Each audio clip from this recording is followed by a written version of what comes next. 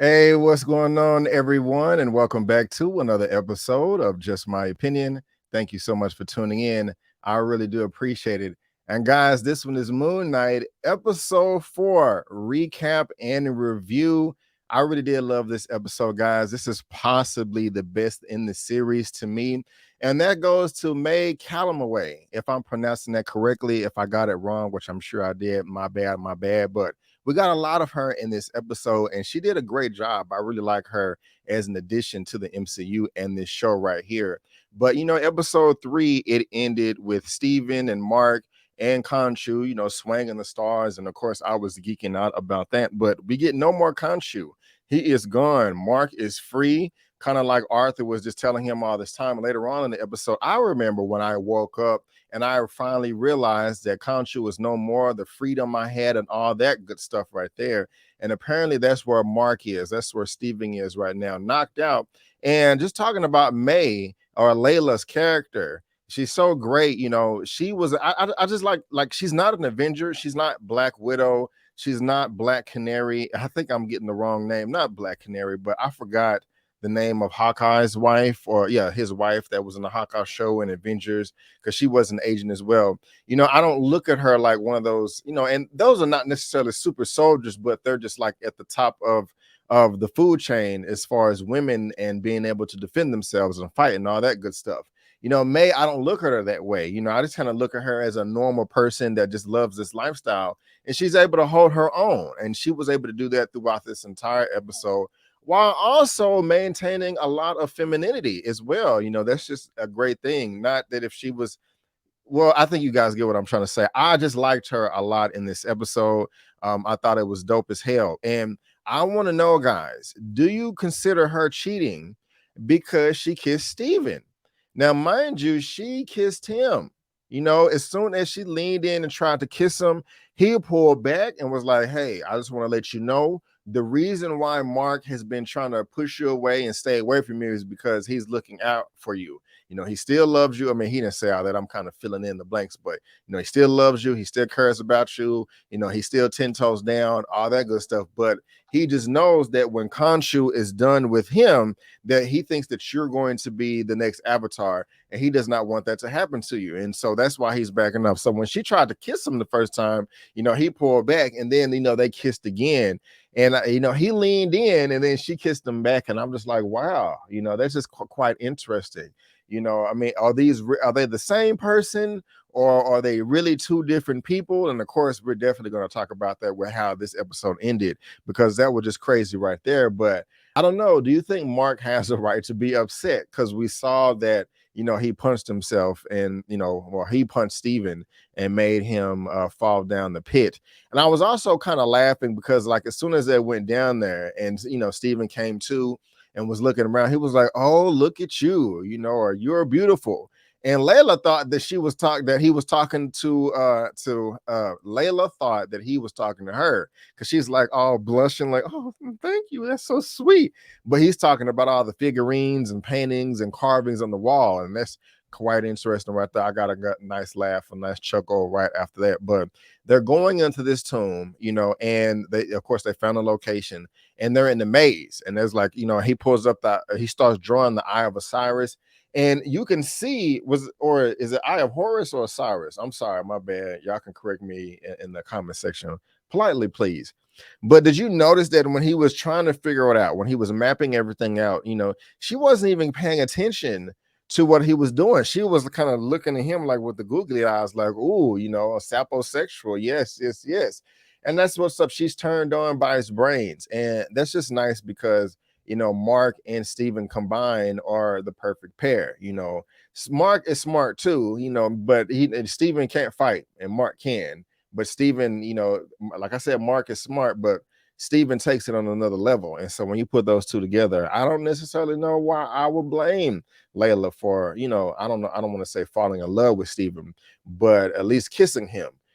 But they figure out the maze, and this is just where that true adventure element comes through, that Indiana Jones, all that, where we have this dark, possessed, demonic mummy going around stabbing bodies on this blood-soaked table.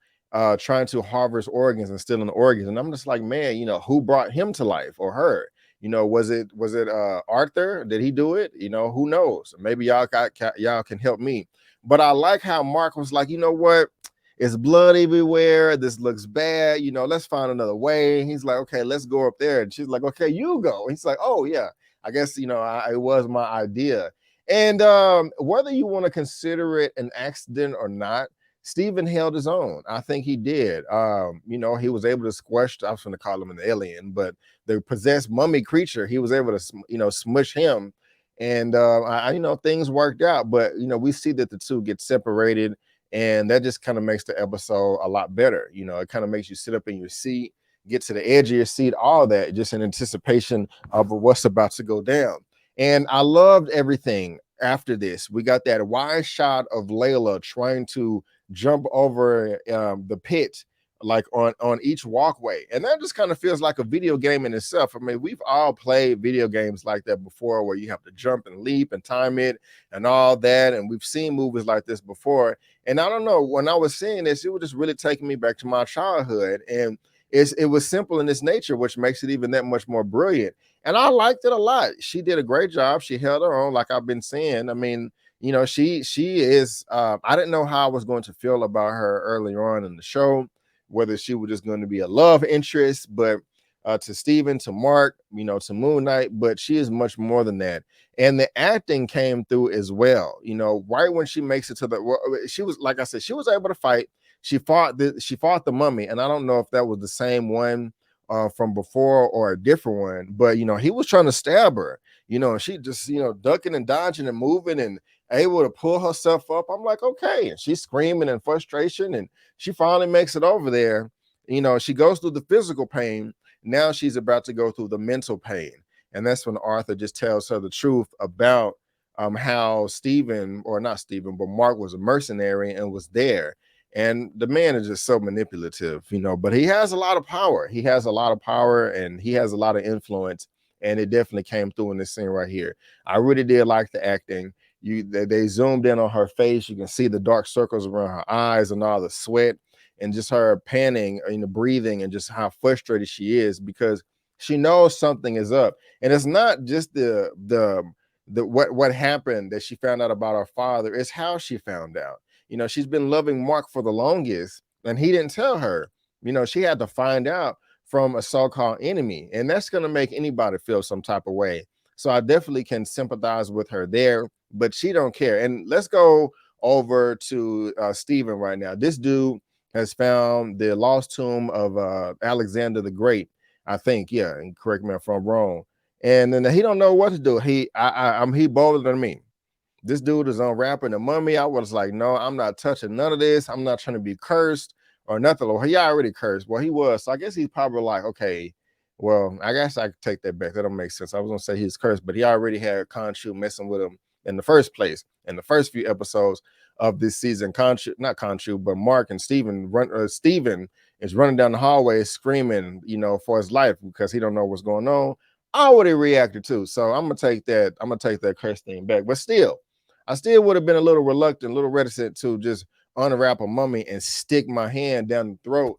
But he found the statue of Ahmed, if that was correct. And I was like, wow, what's about to happen here? Is he about to get some new type of powers? What's going on? But Layla comes in their wrecking shop talking about what's going on with, my dad. Of course not. Of course I didn't kill him, and she should have listened to him, because he's like, hey, babe, listen, we got to get out of here. I'll explain everything to you, but we got to go. And she didn't want to listen, and he ends up being shot in the chest. But Mark held his own with that axe, though. He was like, hey, you go find the exit. There has to be another way around, another way out, and he just stood up there like, yeah, y'all got guns. I got this axe. I'm like, bro, what do you expect to do? You took out 3 people, but then you also took 2 bullets to the chest. And that is very unfortunate. That is very unfortunate. And I didn't know what was going to happen. He gets shot, falls back, and he keeps falling. And it keeps falling and falling. And I'm like, what the hell is going on? Now, Marvel, Disney, they done flipped the script on all of us. They making us feel like this thing not even real. This dude wakes up in a white suit, strapped to a wheelchair. I don't know what's going on at this point in time. I'm like, wait a minute. Actually, before that, we start seeing the VHS tape of Stephen Grant in this old school movie with low production called Tomb Busted or Tomb Buster or Rusted. You see the Tomb Rusted or Busted. We're gonna call it Tomb Busted. I'm like, what is going on? And then they cut to Mark, and but the thing is, this is some type of facility, hospital for mental ill people. However, if you paid attention to what a lot of the patients, I'm assuming, or inmates, whatever you want to call them, was working on, it was quite detailed. Some of the artwork, some of the drawings, and a lot of them seemed like they had all their sense together. One dude was doing a Rubik's Cube, and he dang near solved it. He had like 1 or 2 more turns, and he was just like, I've mastered this when I was 4 years old. Can we move on? I'm like, well, are these all special people? And I'm just like, hey, I don't know what's going on, but I'm just like, man, they pulled a damn Kaiser Sose on us, the usual suspects. You know what I'm saying? On us. And if y'all know that old school movie, when they come out, the 80s or the 90s, I can't remember. Comment in the comment section if you remember. But I'm like, ain't this crazy? Ain't this some? We see Layla, she acting cuckoo, talking about bingo. Mark is seeing that village in the painting on the wall. Of course, Arthur Harrow is his doctor, or the leader there. He looking at the sandals. He got the cane. You see all the Egyptian artifacts around the room. You got the DVD right there. He got the Moon Knight action figure with the judo chop, kung fu grip. I'm like, wait a minute, are you serious? I'm not. It has to be real. Like how I just can't wait for the explanation. Because I don't know nothing about Moon Knight, but I've heard everybody else talk about him, how he can fight and he with the West Coast Avengers. So of course he's gonna have to come back. Of course it has to be real. But what's going on? Because we got all this evidence that it's fake and that he going through it. And what I love is Arthur was like, look, everything is about it's not a material world, it's a mental world or a peripheral world. It's all about context. Because let me see if I got something. He was like, this right here, to me, this is a writing utensil. However, to my dog, it's a chew toy. Both are accurate. It just depends on your perspective and context. I was like, yep, that's right. That is correct. That is correct. And he was like, Stephen is but the thing is, though, if you caught what he said, Stephen, Mark, you the one that brought in the movie. How many times have you seen it? Mark like, hell no, this is some BS. I know what I was thinking was real, like I just cannot wait for the explanation. Now, when he broke out of there, he was like, I gotta get out. I'm tripping out. He ended up seeing those tombs, and I'm like, okay, so this is a clear indication that it's fake. He busted Mark out, but then Stephen out, and then he saw the other tomb, and he didn't bust it out. I was like, is that the other personality I was kind of peeping around in episode 3? I kind of wish he would have opened, and then we saw the hippopotamus at the end. I don't know what's all that about, and he screamed and all that. But at the same time, I'm like, that's an indication that this is fake. Not really, because that could just be his imagination, his mind wandering wild. This is interesting, guys. This is interesting. I don't know what to think, but I'm enjoying myself. I mean, this is really, really entertaining. And we got 2 episodes left. And nobody knows what happens. I mean, when they provided the screeners for Moon Knight, they only provided the first 4 episodes. And I cannot wait. I cannot wait. I cannot wait to see what happens next, because this was a great episode. Like I said, Layla did a great job. Miss May Calamawy. I know I'm butchering that, but yeah, this was fantastic. I'm loving this cast. I'm loving everything about this. And so, guys, y'all let me know what you think down below, but that is just my opinion. Please go ahead and give me the thumbs up and subscribe to the channel. If you did like the video, I would really appreciate that. Help me reach my next milestone of 40,000 subscribers. Also, let me know if you would like for me to go live for episodes 5 and 6. If I do get enough responses in the comment section and thumbs up, then I would do that. If I get 300 thumbs up in this video, then I'll go live. And so you can also, I did my Thor trailer reaction, my latest Movie News Roundup show. I just wrapped up on Power with the season finale, Atlanta, Snowfall, and then of course there's Moon Knight episode 3. And we're gonna be talking about Ezra Miller again. This dude is tripping. But guys, again, I just want to thank you so much for tuning in. And before you go, don't forget, my name is Brandon Keith Avery. That's just my opinion. Peace out, and I'll see you next time.